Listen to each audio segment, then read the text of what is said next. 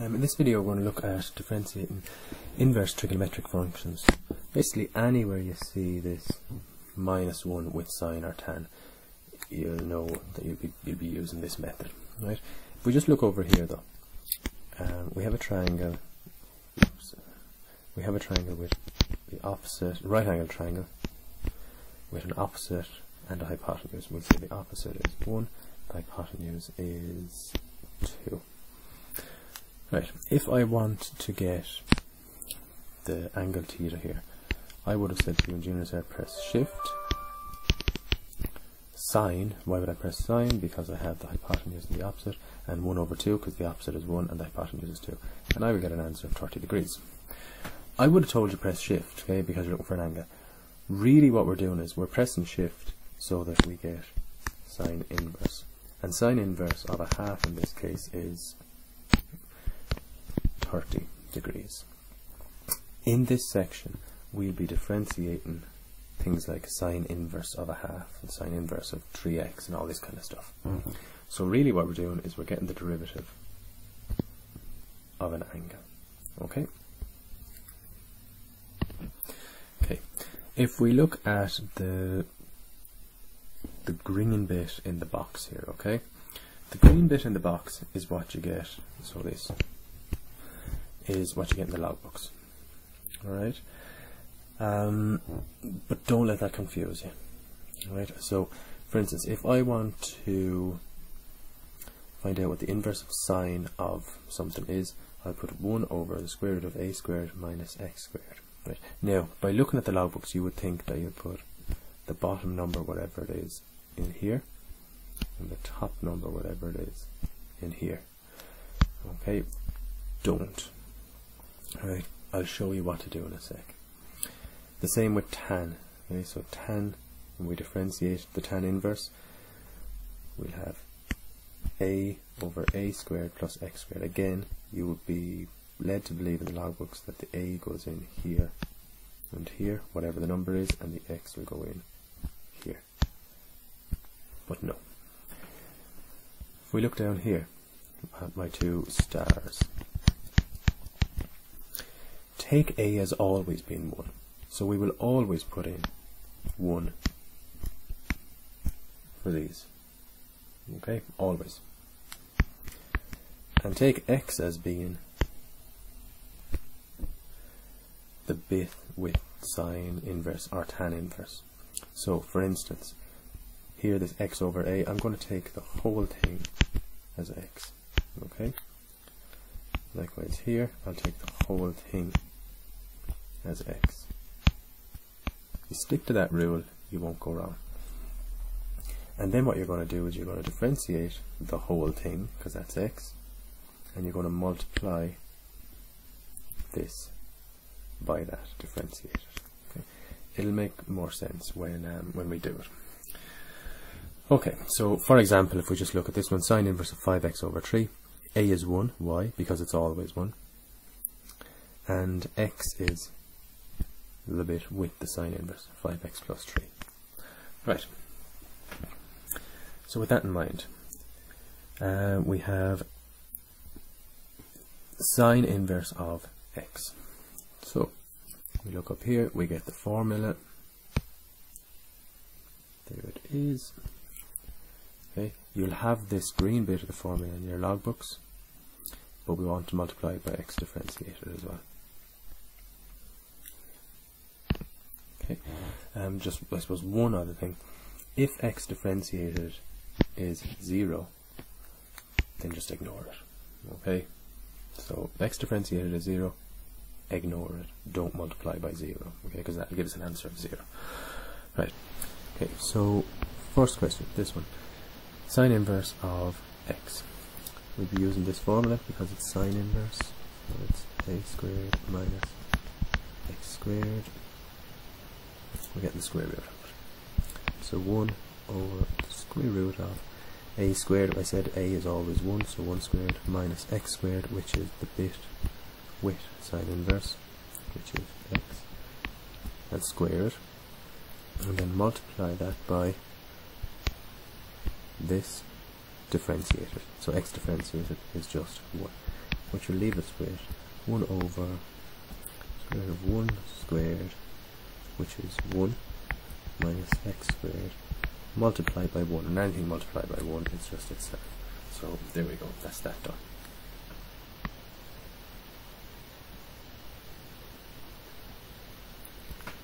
Right, next one then. We have sine inverse of 6x. Again, it's sine, so we'll be using this formula.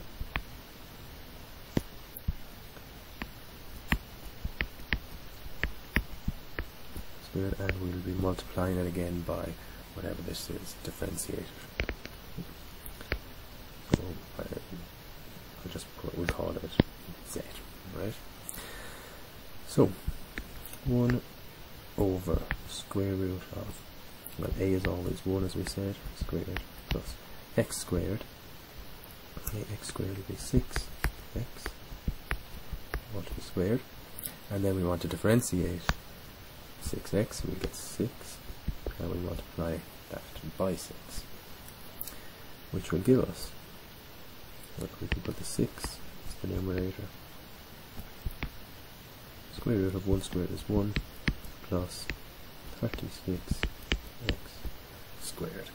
So that's that one done. So the sine inverse of 6x is 6 over the square root of 1 plus 36x squared.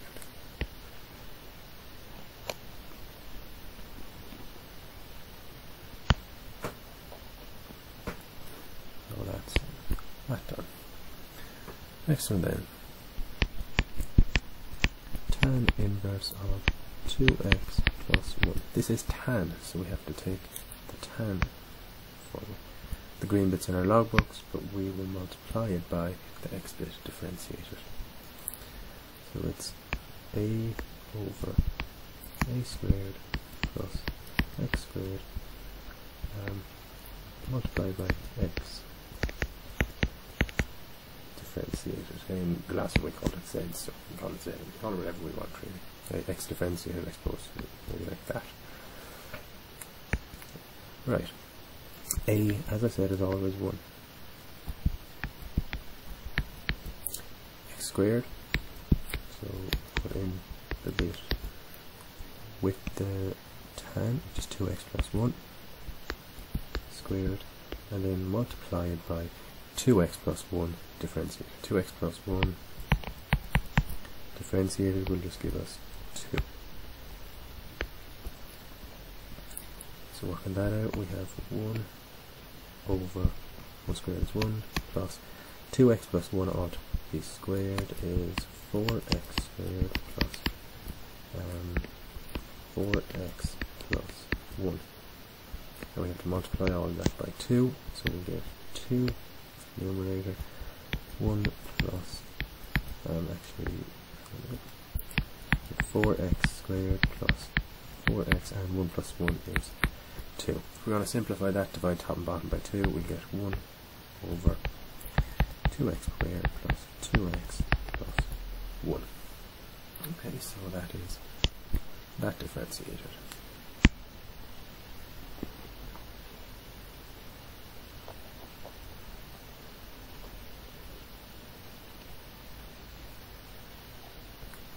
Next one then, we have sine inverse of 5x over 3. Right, so it's sine, so it's 1 over the square root of a squared minus x squared multiplied by x, and it's differentiated. Okay, so that would be 1 over the square root of, now a, as I said, is always 1 squared minus x squared, which in this case is 5x over 3 equal to squared, multiplied by 5x over 3 differentiated. Okay, so I need to differentiate the 5x over 3. So this is where it's going to get a bit long. 5x over 3 differentiated. If we look at that, to differentiate that, it's not as simple as the other ones, because it's a fraction, so its quotient rule would be used. Quotient rule is v du dx minus u dv dx all over v squared. And let's just do it here, what u is, what v is, what dv dx is, and what du dx is. Right, well, the u is always on top, the v is on the bottom, so u is 5x, v is 3. Dv dx, which is 3 differentiated, which is 0, and du dx, which is u differentiated, so 5x differentiated, which is 5. Slotting that into our formula then, v is 3, du dx is 5, minus u is 5x multiplied by dv dx is 0, and v squared is 3 squared, which will give us 9. 3 multiplied by 5 is 15, minus 5x multiplied by 0 is 0, so 15 over 9, which gives us 5 over 3. So we come over here then, and we'll multiply this by 5 over 3. Okay, so again, go back over this slowly, okay? You know, you might have to watch it numerous times. Let's just get rid of this to give myself a bit of space.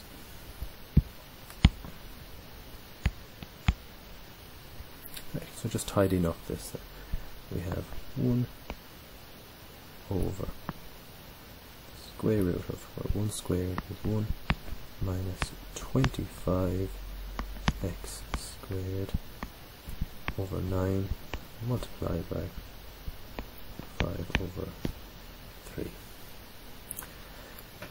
We can simplify that then to 5 over 3 multiplied by 1 minus 25x squared over 9.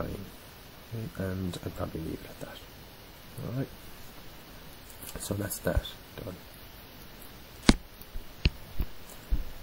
Next one then, x sine inverse x. Okay.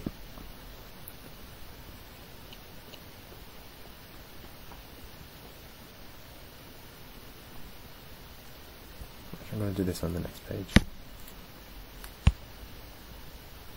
just so I have some room. It's x sine inverse x. Okay, so get that out of here. Right, so we're looking at this question, x sine inverse x. There's an x in front of it.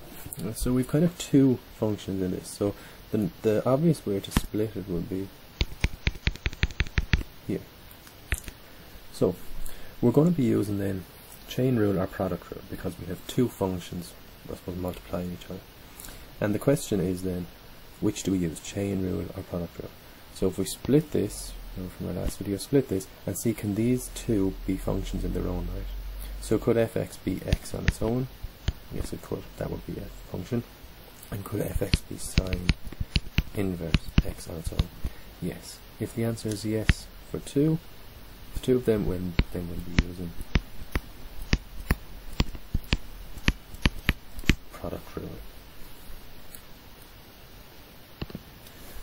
So the product rule then is u dv dx plus v du dx. So in this case, this is u and this is v.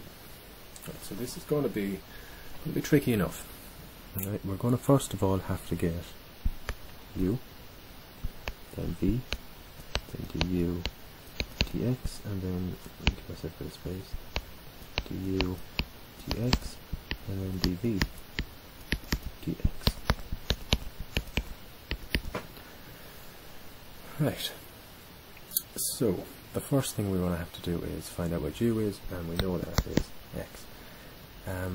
V is sine inverse of x, du dx, which is u differentiated, x differentiated, so x differentiated is 1, and then dv dx, which is sine inverse x differentiated. So this is where we're going to have to take a sine inverse of x. I'm going to have to differentiate that. So we're going to have to look up here at this formula. Okay, and remember we'll multiply it by x differentiated. Okay, just like we have been doing. So this will give us, looking at the formula, 1 over root a squared plus x squared multiplied by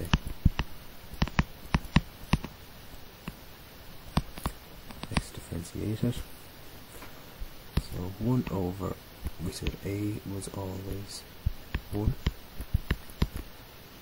So 1 squared plus x squared multiplied by x squared, which is 1. So we'll be left with 1 over square root 1 plus x squared.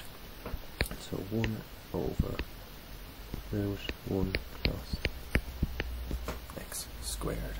Okay, so now we have our u, our v, our du dx, and our dv dx. So I'll give myself a bit of space.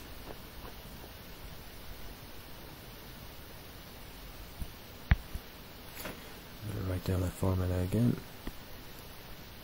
So it's u dv dx plus v du dx. Right, so looking at the formula then, well, u is x multiplied by dv dx, which is 1 over root 1 plus x squared plus v, which is sine inverse x multiplied by du dx, which is 1.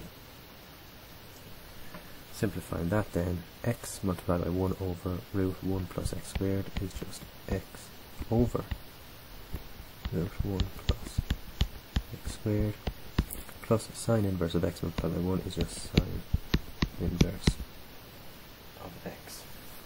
So there is that done. Okay, so notice we had to combine product rule with this inverse trigonometric formula that we were given here.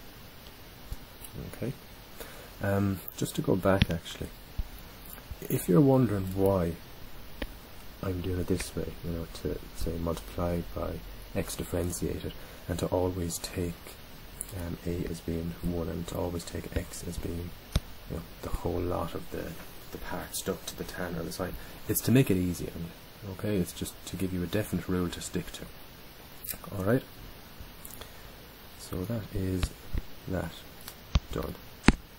And the last one then, last one is sine inverse x squared. So I'll do it here. Sine inverse x all to be squared. Right, so in here we have our inverse trigonometric function. However, we have a squared bit. So there's two parts of this function. Let's split them. The obvious way to split them is the sine inverse x and the squared. So there's two parts of the function, so we're going to be using product rule or chain. And my question to decide which is, my question I ask myself to decide which I use is, can both parts of this function survive as functions in their own right? So sine inverse x can, however, squared, a function can't be just squared. Okay, like what squared? So no.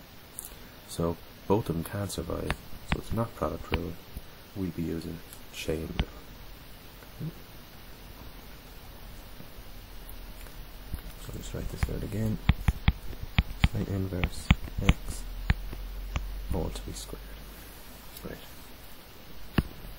So chain rule is dy dx equals dy du multiplied by du dx.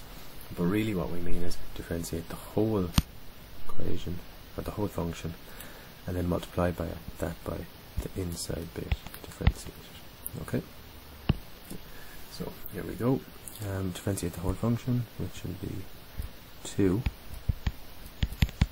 sine inverse x multiply by, and now we have to differentiate the inside bit, this sine inverse x, and we have to multiply this by whatever we get for sine inverse x differentiated.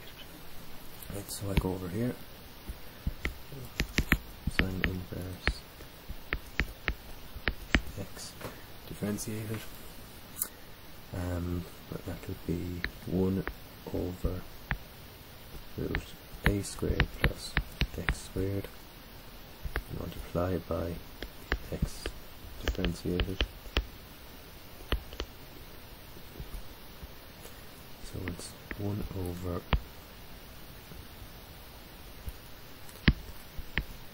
the square root of a is always 1 squared plus, in this case x is just x squared multiply by x differentiated, which is 1. So we have 1 over square root of 1 plus x squared multiplied by 1 is just like if we multiply this by 1 it'll stay the same. So in here then we'll go 1 over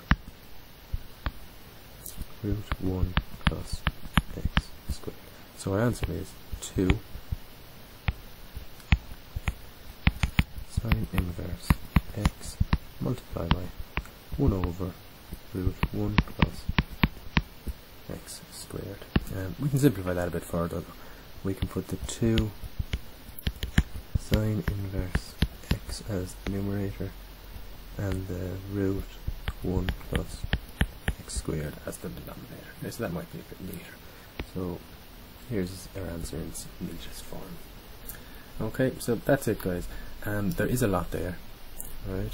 And you really need to go back over these questions and back over them again and again and practice. But these questions here, that's a fair, I suppose, mixture of the type of things you might have to do.